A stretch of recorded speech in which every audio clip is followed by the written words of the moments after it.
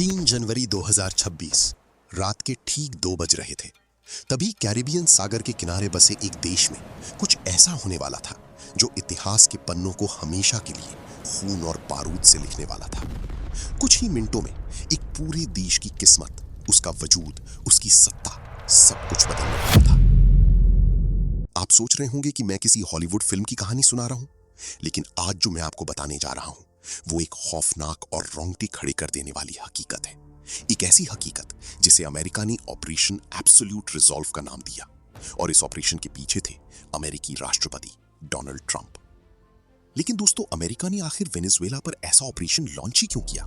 आखिर क्या जरूरत आ गई थी कि अमेरिका ने वेनेजुएला के मौजूदा प्रेसिडेंट को ही अगवा कर लिया? चलिए जानते हैं इस वीडियो में।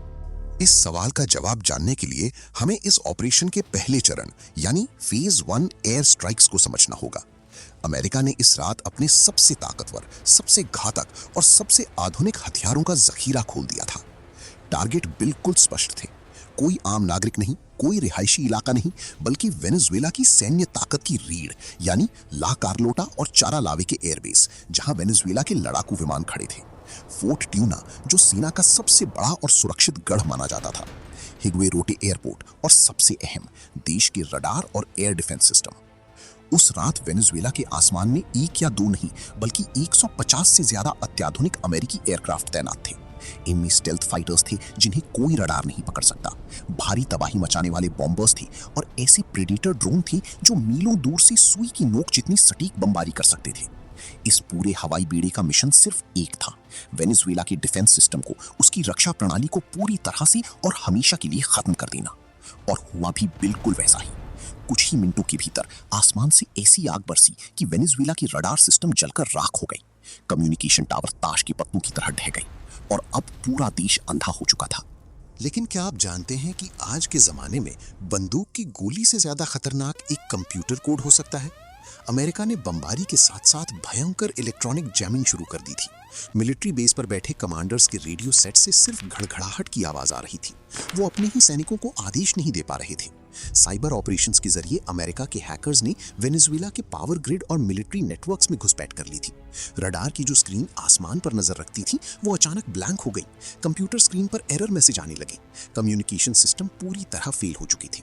अब वेनेजुएला की सेना की हालत एक ऐसे इंसान जैसी हो गई थी जिसकी आंखें पट्टी से बांध दी गई हों, कान बंद कर दिए गए हों और हाथ पैर बांधकर उसे एक भूखी शेर के सामने फेंक दिया गया हो। वो ना कुछ देख सकती थी, ना सुन सकती थी और ना ही कोई जवाबी कार्रवाई कर सकती थी। तभी लगभग रात के 2:05 में अब इस ऑपरेशन का सबसे खतरनाक, सबसे रिस्की और सबसे खौफनाक हिस्सा शुरू होने वाला था, ग्राउंड असॉल्ट। और फिर अमेरिका के सबसे खास 160th special operations aviation regiment के हेलीकॉप्टर सीधे राजधानी कराकस में दाखिल हुए। इन हेलीकॉप्टर्स को नाइट स्टॉकर्स कहा जाता है क्योंकि ये रात के अंधेरे में मौत बनकर आते हैं। और इनके अंदर बैठे थे वो लोग जिनका नाम सुनकर ही दुनिया के बड़े बड़े आतंकियों और तानाशाहों की रूह कांप जाती है। डेल्टा फोर्स के सबसे घातक कमांडोज और FBI की हॉस्टेज रेस्क्यू टीम HRT। इनका लक्ष्य कोई मिलिट्री बेस तबाह करना नहीं था।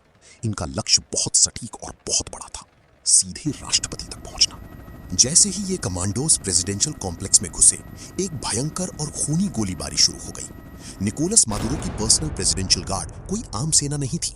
वो अपने राष्ट्रपति की जान बचाने के लिए कड़ा मुकाबला कर रही थी।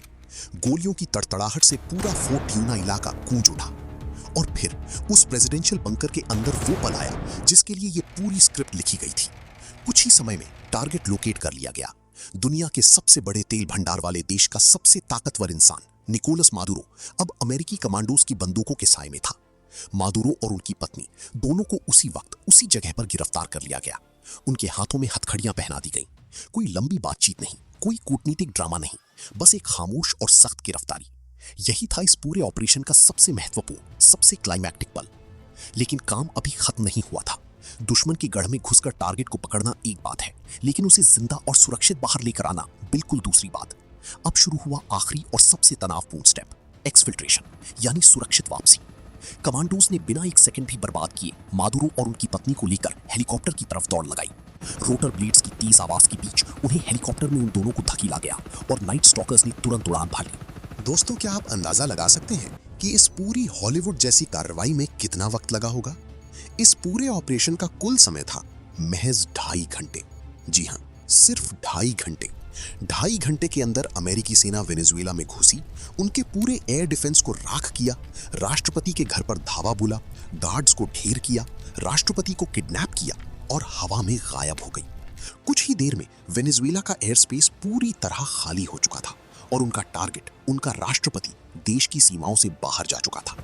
मादुरो को सीधे कैरिबियन सागर में तैनात एक अमेरिकी नेवल शिप, नौसेना के एक जंगी जहाज पर ले जाया गया और वहां से एक कड़ी सुरक्षा घेरे में सीधे अमेरिका। जब सुबह हुई तो वेनेजुएला की जनता को समझ ही नहीं आया कि उनके साथ क्या हुआ है। सूरज की पहली किरण के साथ उन्होंने देखा कि उनकी सेना का घमंड खाक में मिल चुका है और उनके देश का सर्वोच्च नेता रातों रात गायब हो चुका है। लेकिन यहाँ एक बहुत बड़ा सवाल खड़ा होता है कि आखिर क्यों अमेरिका ने ये सब अचानक रातों रात इतना बड़ा मिलिट्री ऑपरेशन बिना किसी ठोस वजह किया। इसके पीछे कई कारण थे। अमेरिका के लिए यह हमला करना इसलिए जरूरी था क्योंकि पिछले कई सालों से अमेरिका देख रहा था कि वेनेजुएला धीरे धीरे रूस और चीन के लिए एक सुरक्षित जगह बनता जा रहा है। अमेरिका के बिल्कुल करीब उसकी ही पिछवाड़े में रूस अपने आधुनिक हथियार और मिसाइल सिस्टम तैनात कर रहा था। चीन वहां के तेल और इंफ्रास्ट्रक्चर में बेतहाशा पैसा लगा रहा था। अमेरिका को डर था कि अगर आज वेनेजुएला को नहीं रोका गया तो कल ये देश अमेरिका की छाती पर बंदूक तानकर खड़ा हो जाएगा। रूस और चीन की ये बढ़ती मौजूदगी अमेरिका के लिए एक ऐसा नासूर बन चुकी थी जिसे वो हर हाल में काटना चाहता था। और बात सिर्फ रूस या चीन की नहीं थी। अमेरिका ने मादुरो सरकार पर नार्को टेररिज्म यानी ड्रग्स की तस्करी और आतंकवाद को बढ़ावा देने के बेहद गंभीर आरोप लगाए थे। अमेरिका का दावा था कि मादुरो सरकार के बड़े बड़े जनरल्स और नेता खुद ड्रग कार्टेल्स के साथ मिले हुए हैं और वहां से टनों कोकीन और अन्य ड्रग्स सीधे अमेरिकी शहरों में धकेली जा रही हैं। इसके अलावा कोलंबिया के विद्रोही गुटों को शरण देने का आरोप भी मादुरो पर था। सालों तक अमेरिका ने आर्थिक प्रतिबंध यानी सैंक्शंस लगाए, वेनेजुएला की अर्थव्यवस्था का गला घोंट दिया, कूटनीतिक बातचीत के जरिए दबाव बनाया, लेकिन मादुरो ने घुटने नहीं टेके। सब कुछ फेल हो चुका था। सालों की असफल पाबंदियां और फेल होती कूटनीति के बाद वॉशिंगटन के बंद कमरों में बैठे रणनीतिकारों को यह समझ आ गया था कि बातों से बात नहीं बनने वाली। उनके लिए अब ये मिलिट्री ऑपरेशन कोई विकल्प नहीं बल्कि एक लास्ट ऑप्शन था, एक आखिरी रास्ता। और इस हमले के बाद जो हुआ उसने पूरी दुनिया की राजनीति के मायने बदल दिए। हमले के बाद मादुरो को अमेरिकी अदालतों के कटघरे में खड़ा किया गया। उन पर नार्को टेररिज्म, करप्शन और ड्रग ट्रैफिकिंग के तहत केस चलाया गया। लेकिन क्या अमेरिका ने वेनेजुएला पर सीधा कब्जा किया? नहीं। आधुनिक दुनिया में साम्राज्यवाद का तरीका बदल चुका है। वेनेजुएला में तुरंत एक नई अंतरिम सरकार बनाई गई, एक ऐसी सरकार जो देखने में तो वेनेजुएला के लोगों की थी, लेकिन जिसका रिमोट कंट्रोल कहीं ना कहीं अमेरिका के हाथों में था। सालों से जो डिप्लोमेटिक रिलेशन टूटे हुए थे वो अचानक फिर से शुरू हो गए। कराकस में बंद पड़ा अमेरिकी दूतावास फिर से रोशन हो गया। और फिर हुआ वो जिसके लिए शायद ये पूरी बिसात बिछाई गई थी, ऑयल सेक्टर। वेनेजुएला के पास दुनिया का सबसे बड़ा प्रमाणित तेल भंडार है। जैसे ही मादुरो हटे, सालों से लगे प्रतिबंधों को तुरंत हटा लिया गया। अमेरिकी तेल कंपनियों को वेनेजुएला में दोबारा काम करने की छूट मिल गई। जो तेल कल तक रूस और चीन के हाथों में जा रहा था वो अब अमेरिकी जहाजों में भरने लगा। दिखावे के लिए या कह सकते हैं माहौल को शांत करने के लिए वेनेजुएला की जेलों में बंद सैकड़ों राजनीतिक कैदियों को रिहा कर दिया गया। दुनिया को यह संदेश दिया गया कि अब वेनेजुएला में लोकतंत्र लौट आया है। लेकिन सच्चाई कुछ और ही थी। अब वेनेजुएला पर नियंत्रण सीधे तौर पर नहीं बल्कि एक अप्रत्यक्ष प्रभाव के जरिए किया जा रहा था। अर्थव्यवस्था, राजनीति और तेल, सब कुछ एक अदृश्य डोर से बंध चुका था। दोस्तों, अगर आप इस घटना को गहराई से समझें तो कमेंट में अपना व्यू जरूर दें और साथ में आपको ये वीडियो कैसा लगा वो भी बताएं, ताकि ऐसे ही टॉपिक्स पर वीडियो हम लाते रहें। चैनल को सब्सक्राइब करना ना भूलें। जय हिंद, वंदे मातरम।